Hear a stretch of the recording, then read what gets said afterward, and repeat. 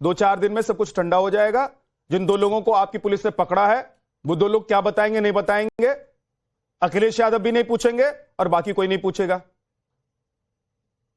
ये आंदोलन भले ही रुक गया हो, लोगों का प्रदर्शन भले ही रुक गया हो, लेकिन सच में अगर इसके पीछे कोई इंटरनेशनल साजिश है, इसके पीछे अगर कोई नेटवर्क काम कर रहा है, अगर मजदूरों को टूल किट बनाकर उनको इस्तेमाल कर लिया गया कल, तो ऐसे लोगों को बेनकाब करना सरकार और सिस्टम प्रशासन का काम है। सरकार अरविंद जैन, मैंने कहा ना 10 घंटे के अंदर 2 लोगों को गिरफ्तार किया गया है और इसकी पूरी ट्रेल पकड़ने के लिए उत्तर प्रदेश की सरकार, उत्तर प्रदेश की पुलिस पूरी मुस्तैदी के साथ कर रही है। अगर ये ट्रेलिंग आपके सामने आ रही है तो ये बताने के लिए संजय जी ये भी बता दीजिए कि उन दो लोगों को जिनको आपने पकड़ा है वो कौन है? वो पाकिस्तान से आए हुए हैं कि बांग्लादेश से आए हुए हैं? उनके कनेक्शन कहां जुड़े थे? क्यों उनसे इन्वेस्टिगेशन हो रहा है, इन्वेस्टिगेशन सामने आएगा। 12 घंटे लगातार उत्तर प्रदेश के डीजी, उत्तर प्रदेश के एलओ लगातार इस घटना को लखनऊ मुख्यालय से बैठकर वॉच कर रहे हैं। तो मुझे लगता है अरविंद सर, अरविंद जैन जी, ठीक है 24 घंटे के अंदर ओके, थोड़ा सा मैं तो इंतजार कर लूंगा सर। कांग्रेस और समाजवादी पार्टी नहीं कर पाएगी ना, उनको तो आपने मौका दिया है। नहीं, उनको कोई मौका नहीं दिया है। इनके कर्म तो इससे ज्यादा खराब है। ठीक, अरविंद जैन जी, मतलब आपके खराब हैं, मतलब आपके कर्म खराब हैं, आप मान रहे हैं आपके कर्म खराब हैं?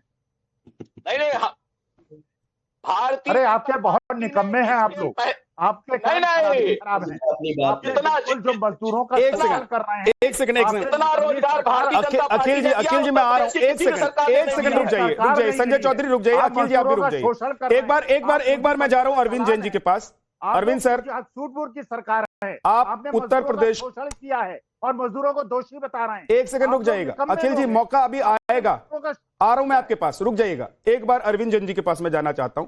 सर, कल का आंदोलन हम लोगों ने देखा, दिखाया, आपने भी बड़े ध्यान से उसको देखा होगा। आपको लग रहा है कि ये आंदोलन जो कल हम देख रहे थे या प्रदर्शन देख रहे थे, आगजनी देख रहे थे, ये मात्र टूल किट के तौर पर मजदूर इस्तेमाल हो गए, या उनमें सच में असंतोष है, उनका एक मुद्दा है और उस मुद्दे को एड्रेस नहीं किया जा पा रहा था इसलिए वो सड़क पर आ गए? देखिए, इसमें सभी का कंट्रीब्यूशन मैं मानता हूं। पहली बात तो असंतोष भी है कर्मचारियों में, इसमें कोई दो राय नहीं है। मैं एसएसपी गाजियाबाद रहा हूं, नोएडा मेरे पास था, बहुत क्लोजली मॉनिटर करते थे। उस समय इतने रिसोर्सेज भी नहीं थे। नोएडा एंटरप्रेन्योर एसोसिएशन है, चाहे जो भी है, अपने अपने मजदूरों से बाकायदा कन्वर्सेशन, डायलॉग जारी रहना चाहिए। जो इश्यूज हैं, जो कि वो कहते हैं कि हमने 95% रिजॉल्व कर रखे थे, वेतन पर्ची का दिया जाना, बोनस का समय से भुगतान, ओवर टाइम का डबल भुगतान, जो उनको लीव मिलती है, वीकली ऑफ मिलता है, जो और सब जो उनके इश्यूज हैं, वो सब के ऊपर भी उनमें असंतोष है।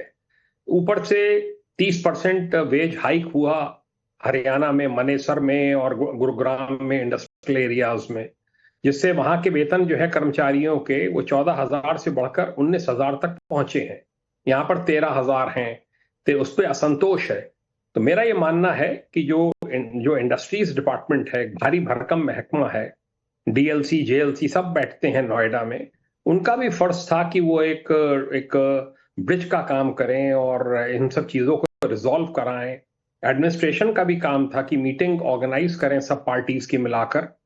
और जब ऐसा नहीं होता है तो ये असंतोष इस प्रकार का जो कल हुआ है, हाँ, इसमें मैं मानता हूं कि इसमें बहुत बड़ा रोल र्यूमर मॉन्गरिंग का भी निकल कर आ रहा है।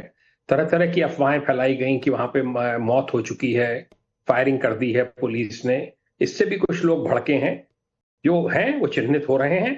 300-350 तो डीजीपी रहे हैं उत्तर प्रदेश के अरविंद सर, मैं एक चीज आपसे जानना चाह रहा हूं, जो सवाल मैं पूछ रहा था संजय चौधरी जी से, कि अगर यहां की पुलिस कमिश्नर कह रही हैं कि इसके पीछे कोई बड़ी साजिश है, मान लेते हैं कि इंटरनेशनल साजिश भी है, लेकिन आज के दौर में जब साइबर के लिए अलग से थाने हैं, अलग से पुलिस का डिपार्टमेंट चलता है, उस महकमे को कितना टाइम लगेगा यह पता करने के लिए कि क्यूआर कोड कहां से जनरेट हुआ, कहां से व्हाट्सएप ग्रुप चल रहे थे? क्या 2 लोगों की गिरफ्तारी दिखाकर प्रशासन या पुलिस पल्ला झाड़ सकती है सर?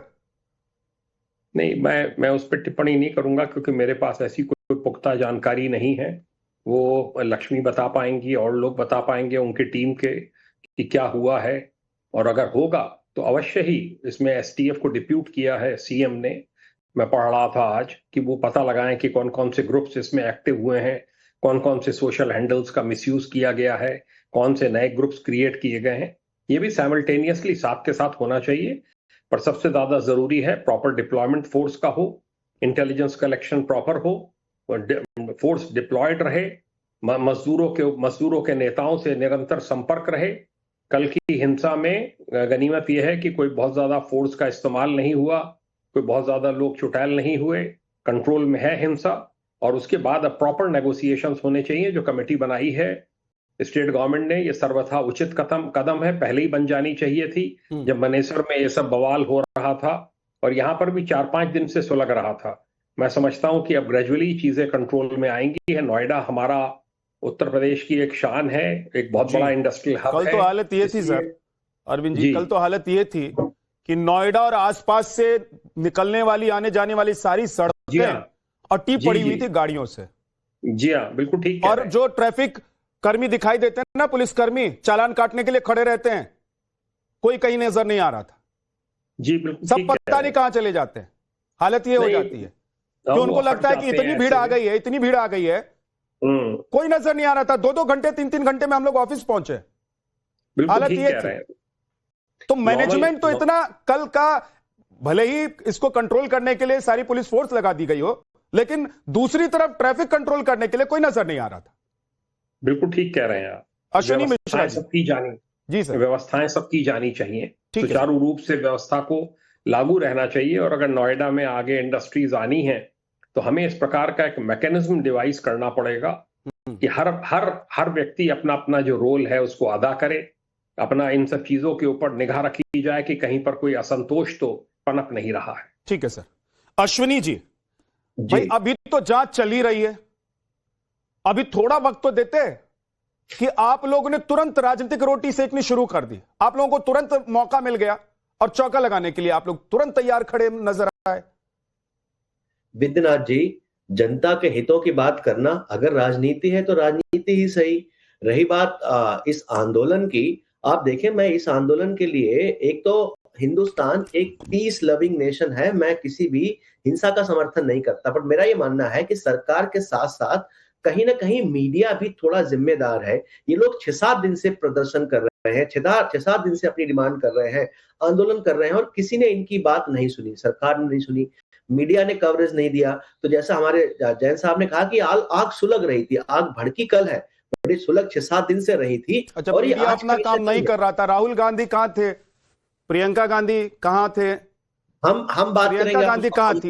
ये बहुत आसान होता है ना अश्विनी जी, ये बहुत आसान है कि आप तुरंत इधर का लीजिए, टोपी उधर ट्रांसफर कर दीजिए। एक शब्द नहीं सुना मैंने 4 दिन से। अगर राहुल गांधी और प्रियंका गांधी वाड्रा वहां जाकर खड़ी हो जाती, अखिलेश यादव वहां जाकर खड़े हो जाते, तो सरकार को वहां पर आना पड़ता। नहीं विद्यनाथ जी, यही कल जो हुआ है, योगी आदित्यनाथ ने जो कल आदेश दिया है, वो आदेश 4 दिन पहले देना पड़ता, और ये आगजनी जो हुई है वो आगजनी नहीं होती। फिर विद्यनाथ जी, आप बोल रहे हैं कि जब तक राहुल गांधी भी, अखिलेश यादव जाकर के वहां समर्थन नहीं करेंगे आंदोलन का, तब तक मीडिया उनको, मैं नहीं कह रहा हूं, लेकिन आप सवाल उठा रहे हैं तो मैं पूछ रहा हूं आपसे ना। मैं अपनी पूरी बात कर लेता हूं विद्यनाथ जी, बोलिए। सही बात, उदाहरण के तौर पे मैं आपको 2-3 एग्जांपल देता हूं। एक तो लॉ एंड ऑर्डर का जो विषय है, बार बार डबल इंजन चला रहे हैं। लॉ एंड ऑर्डर में जो बॉटम स्टेट्स हैं, वो उनमें सारी बीजेपी रूल्ड है। उत्तर प्रदेश, मध्य प्रदेश, यही सारी स्टेट आती है। मिनिमम वेजेस की अगर हम बात करें, उसमें भी उत्तर प्रदेश, मध्य प्रदेश, राजस्थान, बिहार, ये 4 स्टेट बीजेपी रूल आती हैं। तो इनका समस्या ये है कि हर बार किसी भी आंदोलन को, किसी भी लॉ एंड ऑर्डर सिचुएशन को कभी विदेशी ताकत पर डाल देते हैं। एक आपको दूसरा उदाहरण देता हूं, छोटा सा, कि हमारे यहाँ पर उत्तर प्रदेश में करीब 1.5 लाख शिक्षा मित्र हैं और करीब 80,000 अनुदेशक हैं। इनकी तनख्वाह 9,000 और 11,000 है पिछले 12 साल से। आप समझ सकते हैं 9,000 सैलरी पाने वाला व्यक्ति कितना असंतुष्ट होगा। अभी अप्रैल से सुप्रीम कोर्ट के ऑर्डर के बाद उनकी तनख्वाह रिवाइज हो रही है। वो सुप्रीम कोर्ट में केस लड़ रहे थे 12 साल से। अगर वो भी चाहते तो हिंसक हो सकते थे, हालांकि वो शिक्षक लोग हैं, अपनी फ्रस्ट्रेशन दबाते रहे, आत्महत्याएं करते रहे, 1000 से ज्यादा आत्महत्या कर चुके हैं शिक्षा मित्र और अनुदेशक, बट इस सरकार पे जू नहीं रेंगती। सरकार पे जू कब रेंगती है? जब ये लोग आकर के कुछ ऐसा करते हैं जो नहीं होना चाहिए, अप्रिय घटना हो जाती है, तब सरकार पे जू रेंगती है। सरकार की जिम्मेदारी है कि जो मिनिमम वेजेस है, मैं जनता से, आपके व्यूअर से पूछना चाहूंगा, देख सकते हैं व्यूअर्स कि मिनिमम वेजेस में उत्तर प्रदेश कहां रैंक करता है, बाकी प्रदेश कहां रैंक करते हैं। तो जब तक ये मूलभूत समस्याएं बनी रहेंगी, ऐसे आंदोलन होते रहेंगे, और ये हमारी नैतिक जिम्मेदारी बनती है कि हम इन लोगों को सपोर्ट करें, क्योंकि ये जो जिंदगी जी रहे हैं आजकल, 9,000 11,000 की तनख्वाह में कुछ नहीं होता, 12-15 तनख्वाह में कुछ नहीं होता, और हम एक ऐसा वातावरण आपको रोक रहा हूं।